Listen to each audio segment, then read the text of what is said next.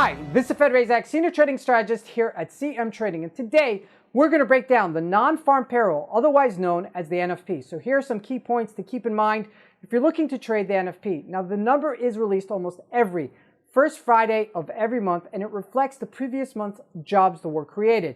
Now, it does reflect about 80% of the workforce, so it's a huge sample size.